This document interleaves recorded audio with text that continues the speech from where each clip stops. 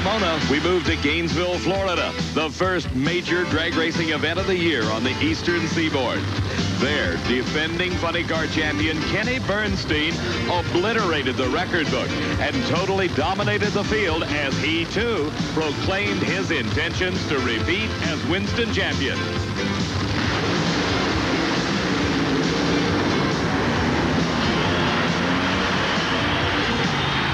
Then it was off to just outside Commerce, Georgia, and the new Atlanta Dragway.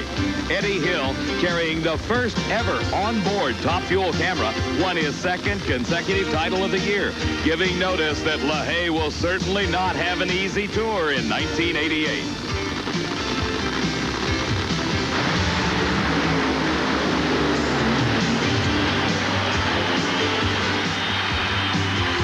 Most recently, NHRA debuted its newest national event at the spectacular new Memphis Motorsports Park. The Pro Stock Final saw two men unaccustomed to such success.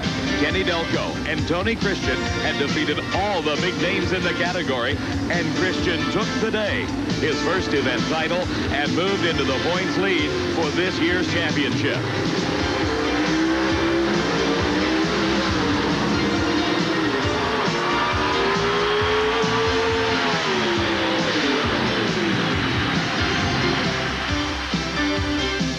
Now we come to Baton Rouge and the 13th annual Kmart Champion Spark Plug Cajun Nationals at State Capitol Dragway, where the largest crowd in the history of this event has jammed the grandstands.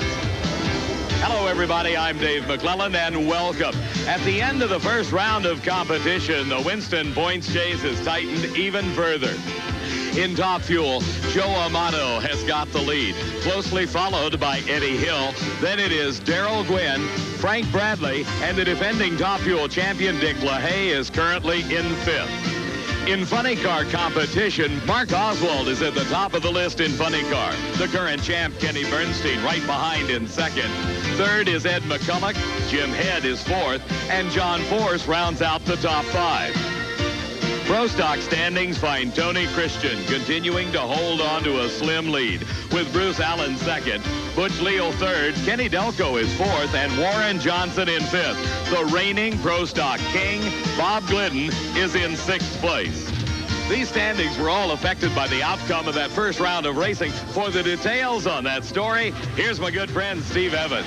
Well, Dave, for funny car points leader Mark Oswald, life is good so far. In the first round, he got around Jim Head, and he has a bye in the second round, a freebie, just the way the competition happened to work out. But by the semifinals, things will get tougher. He will race either Kenny Bernstein or Don the Snake Prudhomme. They match up coming up in a few minutes in that second round. Bernstein is the quickest driver here in the category, a track record 5.47 earlier today. I talked with him. We've been struggling. You know it. A lot of people know it. That's not going to win the race today all day. You have to do it 3 more times, but it's at least nice to come back around a little bit. What do you think got away from you after setting the record at Gainesville? Well, the tracks are not quite as good as Gainesville. That's a beautiful atmospheric conditions, and racetrack can take all the power you can make. These tracks, you got to be very ginger with them, and when we go out there to make a lot of power, they smoke the tires, and it'll get worse today because it's going to get hotter. Well, for Pro Stock points leader Tony Christian, it's an entirely different story. He is not a happy man. In round number 1, he faced off with Frank Iaconio. Iaconio got off the mark first, and even though Christian was quicker, Iaconio got the win light. Tony Christian could lose his points lead to Warren Johnson. His Oldsmobile is the quickest car so far at 7.38 seconds. If he wins this race, he could vault all the way from the 5th spot to the top of the list. Now, in Top Fuel, it's a 3-way dogfight. Darrell Gwynn, Joe Amato, and Eddie Hill all within 3/100ths of a second of each other. Darrell Gwynn, the quickest of the three, a track record 5:15 in qualifying. This ain't the normal Baton Rouge that we're used to. You know, we're used to the hot, muggy conditions and the real tricky track. I feel this track is as good as we've ever been to this year, and the weather conditions are good. It's not as muggy as it normally is, so we're taking advantage of it. Round number 2 of Top Fuel Racing finds Eddie Hill in the near lane of the racetrack as we ride with him, the in-car camera, showing you what it's like for Eddie Hill on the burnout. This dramatic shot shows you a number of the functions that Eddie Hill performs. Earlier, Steve Evans took a look at the car and some of the things you can't see. Unlike so many of the top fuel dragsters and funny cars that use timers to perform various functions, shifting, clutch lockup, fuel system, the quickest and fastest car of them all, Eddie Hills, is still driven the old-fashioned way, by hand. Now, with our onboard camera, you see Eddie off the starting line release this hand brake. You also see him lock up the clutch by punching this button. He does that 1.5 seconds down the racetrack and has never missed by more than a tenth, the computer tells us. So his internal clock is mighty accurate. You also see him punch this button. That's the shifter. That controls the 2-speed. What you may not see is this lever over here. Now, when he pre-stages, he moves that forward. That's to give the engine more fuel. Now, also, while pre-stage, he turns on his computer right here. Now, this is kind of the panic button, this blue in here. That's the high-speed lean-out. In a tough situation, he can punch that button, lean out the motor, and get some more horsepower. But you risk possibly hurting some pistons. Now, what you definitely can't see with the onboard camera is down here. This is the fuel shut-off at the far end.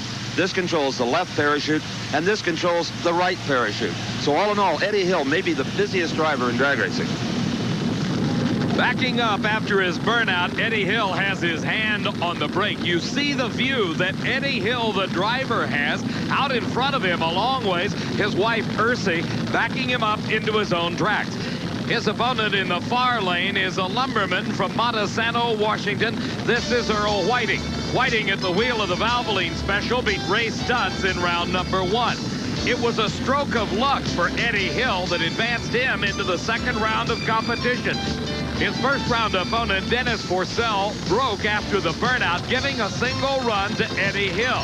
He was trying to get a good low elapsed time to earn the lane choice for round number 2, but a wheel stand stopped that. Eddie, this car tends to lift the front wheels off the starting line every run, but not that high. No, not that much. That's a little excessive. We're going to have to adjust for that a little. What do you do? A little weight on the front end? How do you balance it? Put a little weight in it, and might have to take a tad wing out of it, too, maybe. Eddie Hill and his crew have added about 30 pounds to the nose of that bright yellow dragster and adjusted the wing to reduce just a little bit the amount of traction available on the rear tires. Hill and Whiting both staging very carefully. Hill releases the brake. Whiting red light. Another stroke of luck for Eddie Hill, and something goes wrong. You saw Hill's head go forward, indicating the power just stopped. For Eddie Hill, it is an expired engine. As we look again, you see Whiting red light. He leaves the starting line too soon. And for Eddie Hill, he automatically advances into the semifinals, but it was a costly run. That puff of smoke indicating an exploded engine. Steve? Well, Dave, here's the damage report on Eddie Hill's car. You can see the holes in the body, the oil. This one has been savaged. Even the supercharger is loose on top of the motor. And Eddie Hill, this looks like an engine change to me. Yeah, absolutely. That one's wounded beyond repair, looks like. I can't remember the last time you had motor problems like this. It's been a long time. We've been lucky. You had some problems between the first and second round, though. What was that all about? We over-centered the Sprague in a 2-speed. When the car tried to turn over like that, and I backpedaled and set it down, I got back on the throttle, and the transmission turned loose and the engine zinged way up.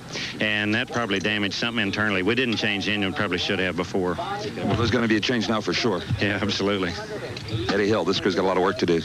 So Eddie Hill's unseen transmission problems in round 1, possibly leading to the engine failure in round 2. The 1988 NHRA Kmart champion Cajun Nationals are being brought to you by Goodyear Eagle Tires. Goodyear, because there really is a difference. And by Champion Spark Plugs.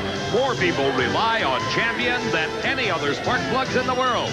And by Budweiser. For all you do, this Bud's for you. The NHRA Safety Safari cleaning up the track. We'll be right back to the Cajun Nationals.